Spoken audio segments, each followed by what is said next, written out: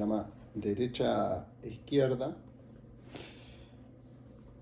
Tiene un subtítulo: Razones y significados de una distinción política, de Norberto Bobbio, conocido politólogo italiano, ¿no? Que acá dice, nació en Turín el 18 de octubre de 1909 y murió el 9 de enero de 2004.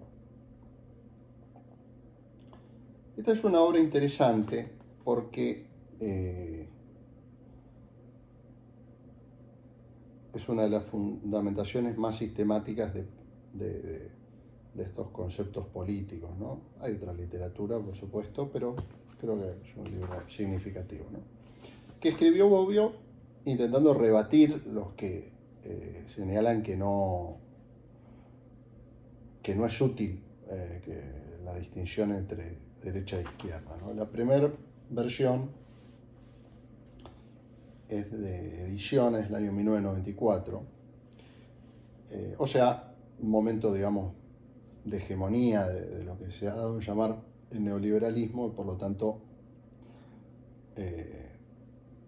Bobbio, digamos, lo hizo para rebatir, ¿no? el neoconservadurismo, el neoliberalismo, que él consideraba que de alguna manera apaciguaba, digamos, la idea de que no había una derecha e izquierda para justificar, digamos, una derecha tácita, llamémoslo así, ¿no? Algo parecido había dicho Simón de Beauvoir, que había dicho: el que dice que no es de izquierda ni de derecha es porque es de derecha, ¿no? Ay,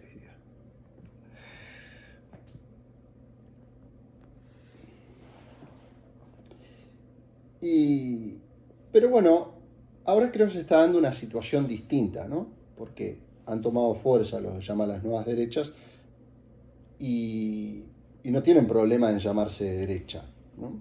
Entonces, ahí ya la calificación política deja de aparecer como una infamia, ¿no? Que eso remite un poco a otra cosa muy interesante. Son todas estas cuestiones que las relacioné con las discusiones de los años 70 en Argentina, es decir, las discusiones de interpretación historiográfica, ¿no? Que están de algún modo también asociadas a ciertas luchas políticas del presente, ¿no? A ciertos usos políticos del pasado. Sobre todo esto tuvo cierto auge en un momento entre el kirchnerismo y el antikirchnerismo, ¿no? Quizás ahora ha perdido fuerza, creo que la va a ir perdiendo a fuerza, tanto por distintos motivos, ¿no? Entre otros el paso del tiempo también. Y de que hay cosas que me parece que ya perdieron cierta eficacia política desde el punto de vista del uso del pasado en relación a los 70, ¿no? De todos modos, un tema que siempre vuelve, o sea, como si ese tipo de disputas están frías o calientes, depende mucho de las circunstancias presentes, a veces es imprevisto, eso sí, toma fuerza, no toma fuerza, ¿no?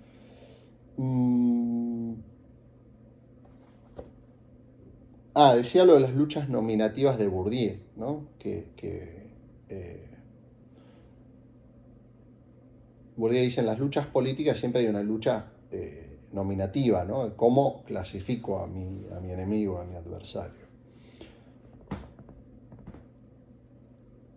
No es lo mismo decir que alguien es guerrillero que alguien es terrorista, ¿no? No es lo mismo decir que alguien es nacionalista que es de extrema derecha, ¿no? Tiene una connotación diferente, ¿no? Pero también, digo, la infamia se ve anulada cuando el propio actor asume como propia esa categorización, ¿no?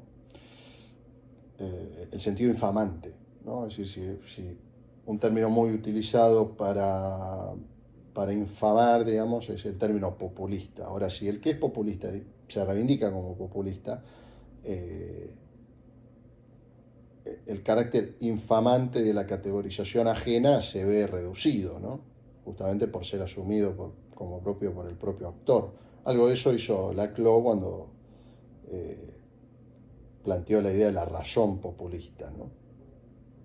Y él reivindicó a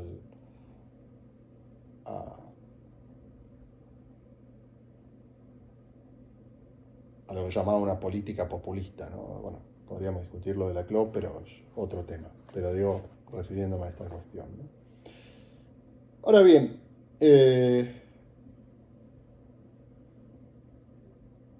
mi discusión tenía que ver, sin hacerla muy larga, pero digamos fundamentalmente como que a mí me parece que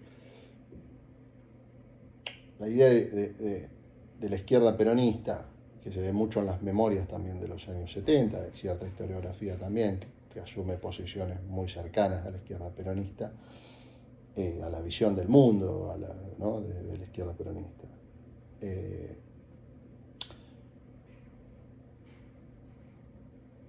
Tiene que ver con que digamos que la izquierda peronista consideraba que confrontaba con una derecha o una extrema derecha peronista, cuando si bien en el campo, digamos, de ese peronismo contrario a Montoneros había de todo,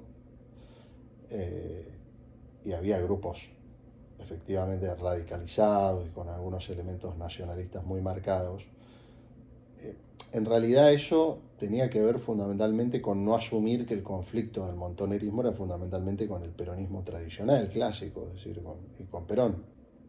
Dice, en cuanto a términos, vamos a lo de Bobbio, ¿no? En cuanto a términos antitéticos son, respecto del universo al que se refieren, recíprocamente exclusivos y conjuntamente exhaustivos. Exclusivos en el sentido de que ninguna doctrina ni ningún movimiento puede ser al mismo tiempo de derechas y de izquierdas. Exhaustivos porque, al menos en la acepción más rigurosa de ambos términos, tal y como iremos viendo más adelante, una doctrina o movimiento únicamente puede ser de derechas o de izquierdas. Bueno, yo en el caso del peronismo en particular, el peronismo, digamos, entre los 40 y los 70, ¿no? Después tendremos que hacer otro tipo de análisis. Pero en vía de Perón, yo tomo el concepto de populismo nacional o movimiento nacional popular de Gino Germani, ¿no? Gino Germani, que era ya no me acuerdo si hablé o no de Gino Germani en alguno de los videos, era un sociólogo italiano que se vino a Argentina escapando de Mussolini y se encontró con el peronismo, pobre. Y pero hizo un análisis, era antiperonista, hizo un análisis muy bueno del peronismo, creo yo, ¿no? Que después fue, en sede académica, fue demasiado desestimado por algunas discusiones que hubo sobre el tema de los migrantes internos, sobre todo a partir del libro de Murmis y Portantiero, estudios sobre los orígenes del peronismo, a mi juicio, erróneamente, porque el tema de los migrantes, aun cuando a veces también ese mismo debate ha presentado algunas simplificaciones, pero bueno, supongamos que la perspectiva de Germani no era la adecuada, eso de ninguna manera elimina o le quita riqueza todo el análisis de Gino Germani sobre el peronismo, ¿no? Porque aparte Germani había reparado en el aspecto político e ideológico que Murmis y Portantiero no repararon tanto, porque la de Murmis y Portantiero era en definitiva una perspectiva marxista que estaba más preocupada, marxista gramsciana, pero estaba más preocupada por la dimensión social, la cuestión de la autonomía, la heteronomía de los sindicatos, ¿no? Con respecto al Estado y con respecto al liderazgo de Perón. Y lo que eso expresaba en la alianza de clases que era el peronismo. Pero Germani tuvo todo un análisis que no tenía que ver con eso, sino con la dimensión específicamente ideológica y política del peronismo. Y para mí el análisis que hizo fue muy bueno, que tenía que ver justamente con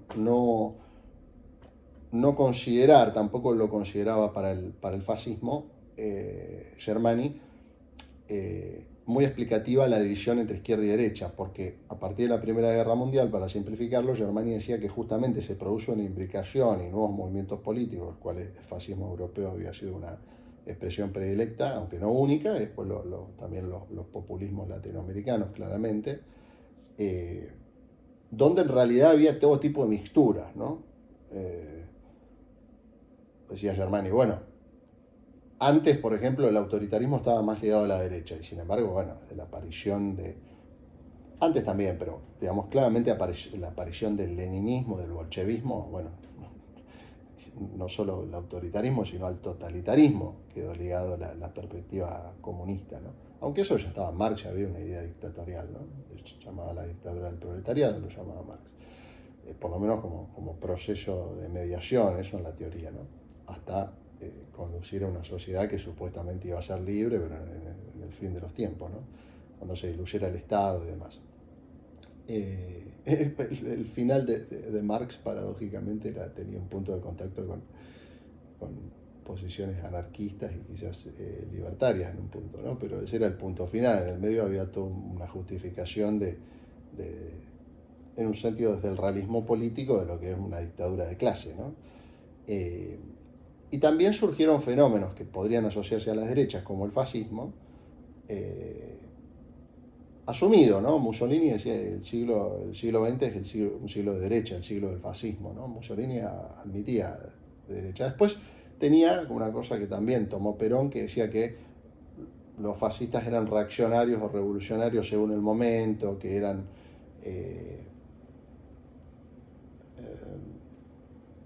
que iban variando según las circunstancias, ¿no? Pero lo definía como de derecha, ¿no? Perón no. Perón, las veces que hizo referencia a eso, decía que hay una conferencia que le dio intelectuales en los años 50 donde decía que el peronismo era de izquierda, de derecha o de centro dependiendo del tema y las circunstancias, ¿no? Está bueno ese texto de Perón. Y nunca asumió al peronismo como un movimiento de derecha o de izquierda, ¿no? Bueno, Germani, desde un punto de vista analítico externo, tampoco lo consideraba un fenómeno híbrido, ¿no? Desde el punto de vista ideológico, desde el punto de vista de su práctica política y los resultados que producía en la sociedad. Tenía un montón de componentes ligados a las derechas y algunos componentes ligados a las izquierdas, digamos, ¿no? El igualitarismo social, por ejemplo, ¿no? La promoción de la presencia obrera en la vida nacional. Al mismo tiempo, Perón era un militar, la presencia del catolicismo era muy importante. Bueno, en definitiva, un montón de cosas que aparte son recontra obvias, ¿no? O sea que acá, a mí, me parece que hay un primer problema en la perspectiva de Bobbio, ¿no?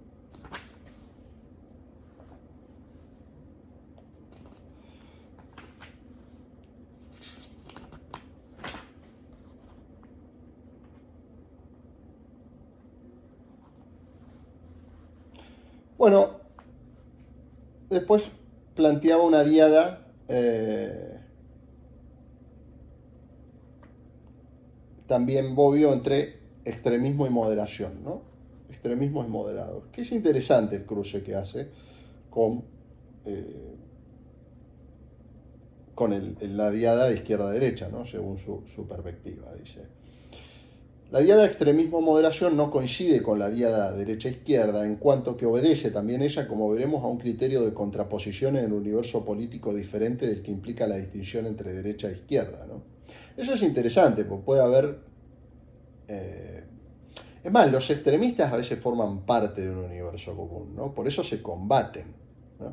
En cambio, quizás los moderados rehuyen ese combate, ¿no? Bueno, no están, supongamos, decididos a una lucha extraparlamentaria en los momentos que se producen fenómenos de violencia política, ¿no? Sino que, bueno, entonces, más allá de las diferencias o no las diferencias ideológicas, el hecho de tener una posición extremista o moderada en relación, por ejemplo, a los procedimientos de lucha política, plantea puntos de contacto entre los extremos y distinciones con los moderados, aunque pueda ideológicamente, en este caso, pueda plantearse que los moderados de derecha y los extremistas de derecha serían de derecha, pero sin embargo serían muy diferentes entre sí. Más allá de que eso es otro problema, entre paréntesis, del término derecha, que bueno, hay que ver si quiere decir nacionalistas, liberales, qué sé yo, qué quiere decir. Por eso para mí es un término per se no define nada, ¿no? Y bueno, Y también podría pasar con lo que llamaría extremistas de izquierda o moderados de izquierda, ¿no? En una primera aproximación se ve que la diada extremismo-moderación tiene muy poco que ver con la naturaleza de las ideas profesadas, pero se refiere a su radicalización y consecuentemente a las diversas estrategias para hacerlas valer en la práctica. Bueno, claro, esto que acabo de comentar, las prácticas políticas, ¿no? Así se explica por qué revolucionarios de izquierda y contrarrevolucionarios de derecha pueden compartir ciertos autores. Los comparten no por ser de derecha o de izquierda, sino en cuanto a extremistas respectivamente de derecha y de izquierda, que precisamente por ser así se distinguen de los moderados de derecha e izquierda. Bueno, ahí en la biografía de Galimberti creo que está, en la de la Raki Caballero, es interesante porque hay una anécdota donde estaba Galimberti y otros jefes montoneros y había unos ex militares, ¿no?, que habían combatido la guerrilla. Y no recuerdo exactamente, pero fue algo así como que se metió un ajeno, ¿no?, al combate de los 70 y les dijo a los dos como que eran, como que al final, que muchos cuestionaron eso, ¿no? Es decir, el tipo de parecido que había, ¿no? Muchos les cuestionaban a la guerrilla, por ejemplo, al final terminaron con un sistema de jerarquías militares, con uniforme, qué sé yo. Hellman decía, una vez yo estaba con un uniforme montonero frente a la Torre Eiffel en París y dije, ¿qué estoy haciendo? ¿No? Ya en la dictadura era eso. Bueno, para terminar con la anécdota de Galimberti, va a ser muy largo el video, si no. Entonces le dice, este ajeno al combate de los 70 dice, bueno, los cuestiona y Galimberti, según la anécdota del libro, como que lo para y le dice, vos no opinés que vos no participaste de este combate, vos nunca luchaste por nada, sos un timorato, ¿no? Como estableciendo una complicidad con los militares, ¿no? Como diciendo, tanto nosotros, dice Galimberti, los guerrilleros como los militares, nos jugamos la vida por la patria, ¿no? Vos sos